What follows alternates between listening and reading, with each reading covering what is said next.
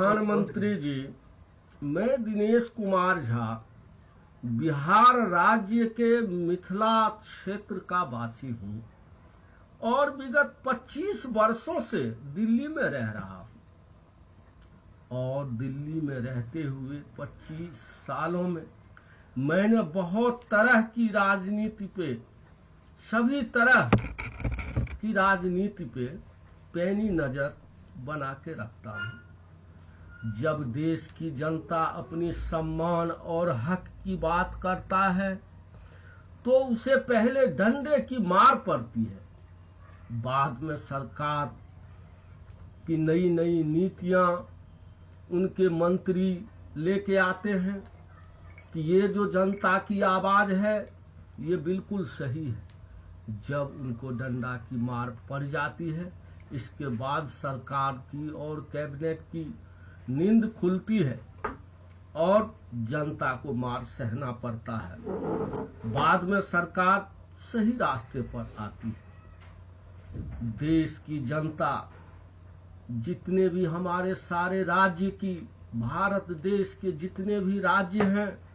उन सारे राज्यों की जनता यानी पूरे भारतवर्ष की जनता, सभी विभिन्न समुदाय के लोग हैं और सभी के मुद्दे अनेक हैं। मुद्दे तो अनेक हैं लेकिन समाधान सभी का एक है। और विगत सालों से, विगत कुछ वर्षों से जिस तरह की देश की राजनीति हो रही है, उसमें सबसे ज्यादा अगर किसी को भी नुकसान पहुंचा है तो वो सिर्फ ब्राह्मण समुदाय के लोग हैं, ब्राह्मण वर्ग के लोग हैं, सवर्ण हैं। ब्राह्मण हमारे राजपूत भाई हैं, हमारे भूमिहार भाई हैं, हमारे लाला जी हैं, हमारे जो ये और भी कुछ ऐसे वर्ग हैं ब्राह्मणों के साथ संलग्न में, जिनको सबसे ज्यादा नुकसान सहना पड़ता है। और जैसे कि हमारे भी बच्चे अभी इस पिछले साल में परीक्षा 12वीं पास करने के बाद दिल्ली का कोई भी ऐसा कॉलेज नहीं था जिसमें मैं उसके एडमिशन के लिए नहीं छान मारा, लेकिन ब्राह्मण के नाते मुझे कहीं भी जगह नहीं मिली। मेरा बच्चा बहुत ही निराश हुआ और उसने कहा, पापा ठीक है, कोई बात नहीं, हम ब्राह्मण से हैं, अगर सरकार हमें नहीं देखती है, हम ब्राह्मण जाति पे अगर सरकार की नींद नहीं खुलती है तो कोई बात नहीं, हम संघर्ष करेंगे, हम अच्छा से पढ़ाई और बढ़िया से करेंगे। लेकिन मैं सरकार को याद दिलाना चाहता हूँ, माननीय प्रधानमंत्री जी को याद दिलाना चाहता हूँ कि प्रधानमंत्री जी, देश में अनेक समुदाय के लोग हैं, जिनमें मैंने पहले भी कहा ब्राह्मण वर्ग के भी लोग हैं, जिनका रास्ता जो पूर्वजों से ही रास्ता देश का भविष्य तय करते आ रहे हैं, आज वही भविष्य के निर्माता, भविष्य के ज्योतिष, जिन्होंने बहुत सारी ऐसी परिकल्पना की जो आज हो रहा है,